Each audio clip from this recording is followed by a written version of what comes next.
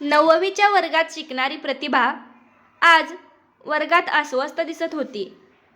वर्गात शिक्षक फळ्यावर काय शिकवित आहेत याच्याकडे तिचं अजिबात लक्ष नव्हतं. ती कोणत्या तरी मोठ्या संकटात सापडल्याप्रमाणे चेहरा करून विचार करत गप्प बसली होती. नेहमीच गालाला सुंदर खळी काढून हसणाऱ्या प्रतिभाचा उदास चेहरा पाहून तिच्या मैत्रिणीही आपसात कुजबूज करू लागल्या होत्या. आज नक्कीच शाळेत येण्यापूर्वी प्रतिभाचं कोणाबरोबर तरी भांडण झालं असावं, पण तिला तिच्या दुःखाचं कारण विचारण्याची हिंमत कोणाला होत नव्हती. कारण प्रतिभा मुळातच खूप तापट स्वभावाची होती. त्याचबरोबर विनाकारण विचारलेल्या प्रश्नाची उत्तरं देणं तिला आवडत नसे.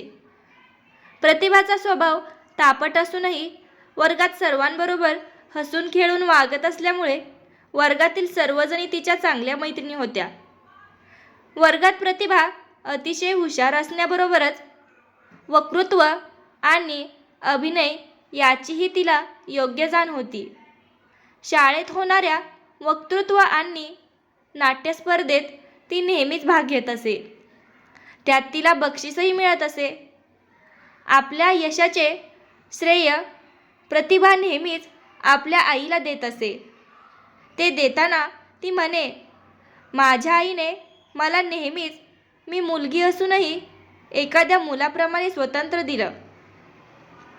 ती नेहमीच माझ्याबरोबर माझी आई म्हणून नव्हे तर मैत्रीण म्हणून वावरली. माझ्या आवडीनिवडी तिने जोपासल्या. माझ्या यशा अपयशापेक्षा तिनं मला अधिक महत्त्व दिलं. म्हणून माझी आई मला वेगळी वाटते. माझ्या आईने माझ्याकडून कोणत्या अपेक्षा केल्या नाहीत, कारण तिला खात्री आहे तिची प्रत्येक अपेक्षा पूर्ण करण्यास तिची मुलगी नक्कीच समर्थ आहे. प्रतिभाच्या मैत्रिणी समजत होत्या तसं प्रतिभाचं शाळेत येण्यापूर्वी कोणाबरोबरच भांडण वगैरे झालं नव्हतं. तिच्या दुःखाचं कारण थोडं वेगळंच होतं. प्रतिभाच्याच शाळेत 10वीच्या वर्गात शिकणाऱ्या स्वप्नीलनं तिला प्रेमपत्र लिहिलं होतं. रात्री झोपता झोपता ते पत्र ती वाचत होती. पत्र वाचून झाल्यावर ते उशाखाली ठेवून ती झोपी गेली. सकाळी उठल्यावर ते उचलून दुसरीकडे ठेवायला ती विसरली. शाळेत आल्यावर तिला त्या पत्राची आठवण आली. आता अंथरूण सरळ करताना ते आईला सापडेल आणि आई ते पत्र बाबांना दाखवेल तर आई बाबा आपल्यावरील अतिविश्वासाबद्दल आणि आपल्याला दिलेल्या अवास्तव स्वातंत्र्याबद्दल स्वतःला दोष देतील.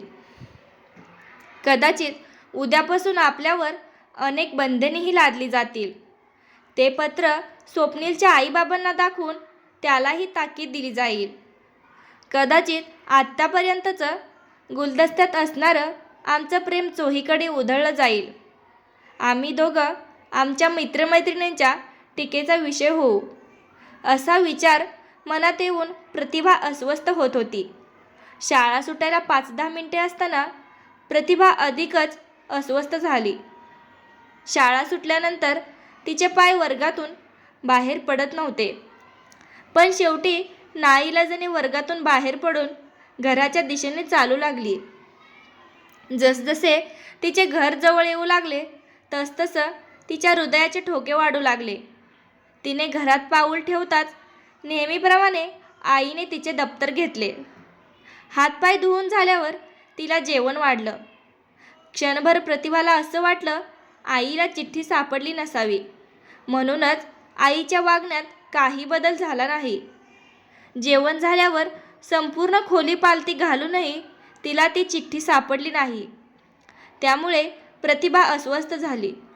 त्या अवस्थेत ती तिथेच बिछाण्यावर आडवी झाली आणि गाढ निद्रेच्या अधीन झाली. संध्याकाळी झोपेतून जाग आल्यावर तिच्या मनात अनेक विचार थैमान घालू लागले.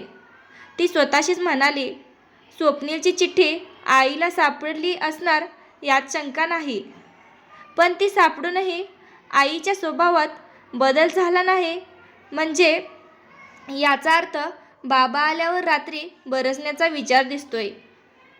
आपल्या मूर्खपणाबद्दल स्वतःला दोष देत प्रतिभा स्वतःशीच म्हणाली, स्वप्नीलने आपल्याला हे काही पहिलं प्रेमपत्र लिहिलं नव्हतं. त्याने पहिल्यांदा जेव्हा आपल्याला प्रेमपत्र लिहिलं तेव्हाच त्याला पुन्हा तसं न करण्याची सूचना द्यायला हवी होती. पण तसं मी केलं नाही, कारण त्यानं प्रेमपत्रात माझ्या सौंदर्याचं केलेलं वर्णन वाचून मला स्वतःलाच माझ्या सौंदर्याचा हेवा वाटू लागला होता. स्वप्नील आपल्या प्रेमात पडायला आपणच तर जबाबदार आहोत. त्याने लिहिलेल्या नाटकात आपण त्याचाच हिरोईनचा रोल केला नसता किंवा त्याच्या अभिनयाला सतत दाद देण्याबरोबरच स्वतःकडे काही न राखता अभिनय केला नसता तर तो आपल्यावर मोहित झाला नसता. आपल्या सौंदर्यापेक्षाही आपल्या अभिनयावर त्याचं जास्त प्रेम आहे, ही गोष्ट नाकारता येणार नाही. आपणही स्वप्नीलच्या सौंदर्यावर मोहित झालो होतो, म्हणून सतत त्याच्या संपर्कात राहण्याचा प्रयत्न करत होतो. पण त्यावेळी आपण त्याच्या प्रेमात वगैरे पडलोय याची जाणीव झाली नव्हती. पण स्वप्नीलने प्रेमपत्र लिहिल्यावर ती वाचून आपण स्वप्नीलच्या प्रेमात पडलोय याची जाणीव झाली होती. म्हणून आपण त्याच्या प्रेमाला विरोध करण्याऐवजी त्याच्या प्रेमाला अबोला प्रतिसाद देत राहिलो. त्याचाच हा परिणाम आहे. या विचारात गुंग असतानाच प्रतिभाची आई चहा घेऊन आली. चहा पिऊन झाल्यावर प्रतिभा फ्रेश होऊन अभ्यासाला बसली. थोड्या वेळाने प्रतिभाचे बाबा ऑफिसमधून आल्यावर प्रतिभाचं हृदय धडधडू लागलं. पण आई तिच्या बाबांना काहीच न बोलल्यामुळे प्रतिभाला आश्चर्य वाटलं. रात्री जेवण झाल्यावर उलट प्रतिभाच्या बाबांनी प्रतिभाच्या आवडीचं आईस्क्रीम तिला आणून दिलं. रात्री झोपण्यापूर्वी जेव्हा प्रतिभाची आई तिच्या खोलीत आली तेव्हा ती धास्तावली. पण तिच्या आई तिच्या डोक्यावरून हळूवार हात फिरवून गालात गोड हसून गुड नाईट करून झोपायला गेल्यावर प्रतिभाला काही कळेनासं झालं. त्यानंतर स्वप्नीलनं प्रतिभाला पुन्हा कधी प्रेमपत्र लिहिले नाही, कारण त्याच्याच दुसऱ्या दिवशी पुन्हा आपल्याला प्रेमपत्र न लिहिण्याची ताकीद स्वप्नीलला देण्याबरोबरच मी फक्त एक मित्र म्हणून तुझा आदर करते असं प्रतिभानं स्वप्नीलला स्पष्टपणे सांगितलं होतं. त्यानंतर प्रतिभाचं शालेय शिक्षण पूर्ण होऊन प्रतिभा कॉलेजला जाऊ लागली. कॉलेजला शेवटच्या वर्गात शिकत असताना कॉलेजमध्ये झालेल्या नाट्यस्पर्धेत प्रतिभाचा अभिनय पाहून एका निर्मात्याने आमच्या नाटकात काम करशील का म्हणून विचारणा केली. तिने चटकन होकार दिला. त्या निर्मात्याने तिला आपल्या नाटकाचा लेखक, दिग्दर्शक आणि अभिनेता म्हणून स्वप्नीलची ओळख करून दिली. जवळजवळ 4-5 वर्षांनंतर स्वप्नीलला पाहून प्रतिभा चक्रावली, कारण स्वप्नील नावाच्या एका उल्लड मुलाचा एका परिपक्व तरुणात रूपांतर झालं होतं, जो आता पूर्वीपेक्षाही सुंदर दिसत होता. क्षणभर प्रतिभाच्या चेहऱ्यावरून चोरीला गेलेलं हसू पुन्हा तिला गवसलं. याची जाणीव तिच्यासह सर्वांना झाली. थोड्याच दिवसात नाटकाचा पहिला शोही झाला. नाटकाला प्रेक्षकांचा उत्स्फूर्त प्रतिसाद मिळाला. नाटक संपल्यावर प्रतिभाची आई प्रतिभाला म्हणाली, तुझ्या नाटकापेक्षा तुझ्या नाटकाचा हिरो मला खूपच आवडला. एक दिवस त्याला आपल्याकडे जेवायला का बोलवत नाहीस? आईच्या सांगण्याप्रमाणे प्रतिभाने स्वप्नीलला जेवायला आमंत्रण दिले असता एका रविवारी तो प्रतिभाच्या घरी गेला. तेव्हा प्रतिभाच्या आईच्या पाया पडून म्हणाला, आज मला जे काही यश मिळाले आहे त्याचं सारं श्रेय तुम्हाला जातं. त्यावेळी तुम्ही मला योग्य ती समज देऊन माझ्यातील कलेची जाणीव करून देत माझं कर्तव्य पटवून दिलं नसतं तर कदाचित मी आज एवढा यशस्वी होऊ शकलो नसतो. हे दाराआड ऐकणाऱ्या प्रतिभाला काही कळेनासं झालं. जेवण झाल्यावर प्रतिभा स्वप्नीलला सोडून येण्याचा बहाणा करून त्याच्याबरोबर निघाली. रस्त्यात ती स्वप्नीलला म्हणाली, तुझ्या यशाचं श्रेय तू माझ्या आईला का देतोयस? मी दाराआडून सारं ऐकलंय. आज तुला ते सांगावंच लागेल.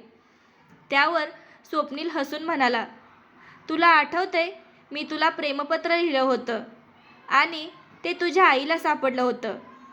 त्यानंतर दुसऱ्या दिवशी तू जेव्हा मला तुला प्रेमपत्र न लिहिण्याची ताकीद दिलीस आणि त्यानंतर मी पुन्हा कधी तुझ्या वाटेला गेलो नाही.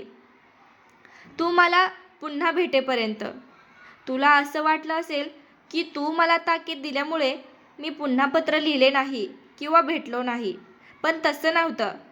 त्याच्या दुसऱ्या दिवशी तुझी आई आपल्या मुख्याध्यापकांची खास परवानगी काढून मला भेटली. मी तुला लिहिलेलं पत्र त्यांनी माझ्या हातात दिलं. ते पाहून माझे पाय थरथरू लागले.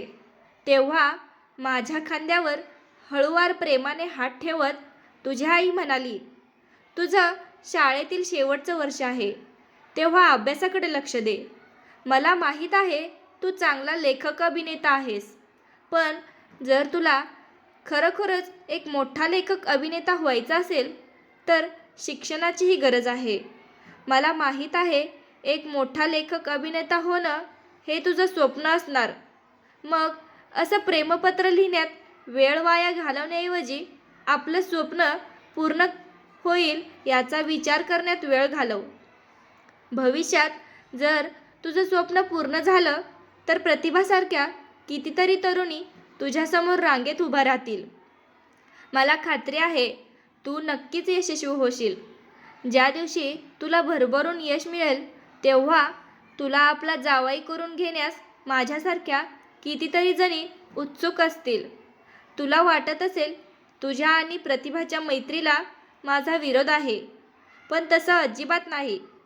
पण तुमच्या प्रेमाला माझा विरोध आहे, कारण प्रेमाचा खरा अर्थ कळल्याखेरीज प्रेमात पडणं हा निव्वळ मूर्खपणाच ठरतो.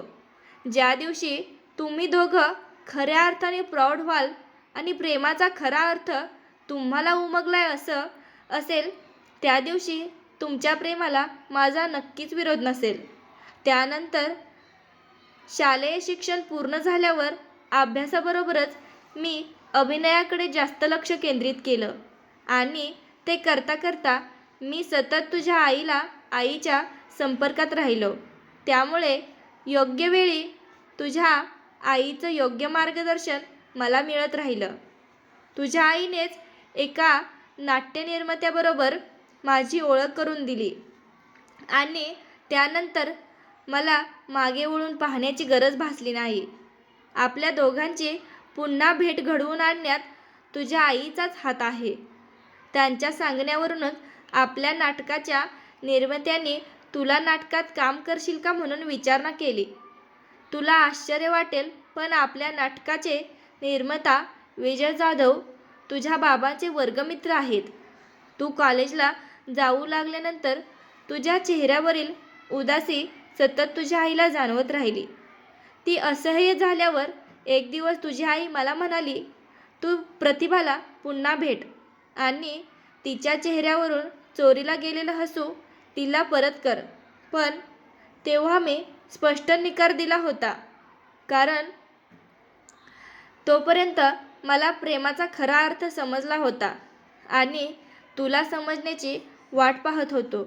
आज तुलाही प्रेमाचा खरा अर्थ नक्कीच समजला असेल, पण माझ्यापेक्षा जास्त त्रास तुला सहन करावा लागला, कारण मला माझं प्रेम मिळणार याची खात्री होती आणि तुला आपलं प्रेम गमावल्याचं दुःख होतं.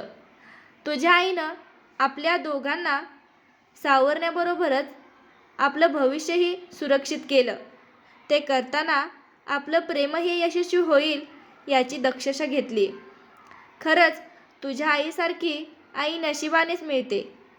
त्यावर प्रतिभा पाणवलेले डोळे पुसून गालात गोड हसत प्रतिभा म्हणाली, हो, हे खरंच आहे.